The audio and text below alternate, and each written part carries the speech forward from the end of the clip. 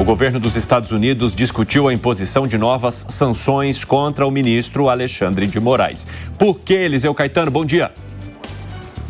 Salve, salve, Evandro Cini. Ótima manhã de segunda-feira para você, para a Bia e para todos que acompanham o Jornal da Manhã. Essa informação a gente trouxe em primeira mão aqui na programação da Jovem Pan, lá atrás, no último dia 4 de agosto, quando eu fui um dos jornalistas escolhidos para participar de uma conversa com um funcionário do alto escalão do Departamento de Estado. Na ocasião, para falar sobre o cancelamento do visto da embaixadora do Brasil aqui no país, que ela deve irá, inclusive, retornar para o nosso país em breve. Durante a conversa, esse funcionário soltou a informação de que novas sanções contra outras autoridades podem acontecer a qualquer momento. Novas sanções dos Estados Unidos contra autoridades brasileiras. E daí ele foi questionado por um colega o seguinte: mas isso também se refere a outras autoridades que já foram previamente sancionadas e que porventura agora não estejam? E ele respondeu que sim. Está lá na minha coluna no site da Jovem Pan do último dia 4 de agosto, coluna essa assinada com o nosso colega Bruno Pinheiro e Matheus Aleone, quando eu trago essa informação de que, quando questionado sobre a possibilidade de novas medidas contra as autoridades brasileiras, o representante do Departamento de Estado afirmou que outras ações não estariam descartadas. E agora essa informação veio à tona através de uma matéria longa e detalhada que foi compartilhada ontem pelo jornal Financial Times, um dos mais importantes do mundo, que citou pessoas familiarizadas com as discussões dentro da administração do presidente Donald Trump.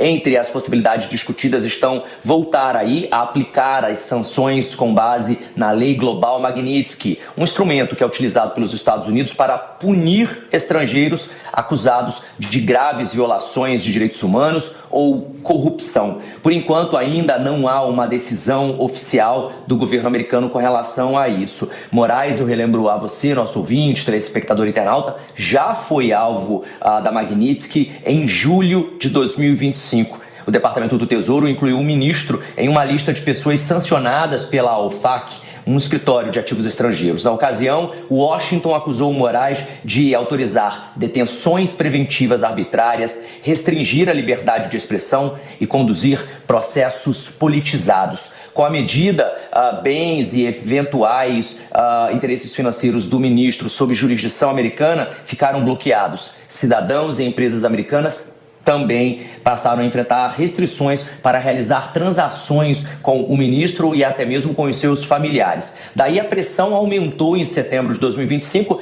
quando a mulher de Alexandre de Moraes, Viviane Barsi de Moraes, e o LEX, Instituto de Estudos Jurídicos, também foram sancionados. O Tesouro afirmou naquela ocasião que ambos integravam uma rede de apoio financeiro ao ministro. Daí essa ofensiva americana sofreu uma reviravolta poucos meses depois, em dezembro de 2025, quando os Estados Unidos retiraram as sanções contra Moraes e seus familiares, em meio aí a uma aproximação ou reaproximação diplomática entre Donald Trump e o presidente do Brasil, Luiz Inácio Lula da Silva. E agora, menos de um ano depois, o nome do ministro volta ao centro das discussões em Washington. Essa nova discussão, esse novo episódio envolve decisões de Moraes relacionadas ao jornalista maranhense Luiz Pablo Conceição Almeida e pessoas apontadas como fontes de reportagens sobre o também ministro do Supremo Tribunal Federal do Brasil,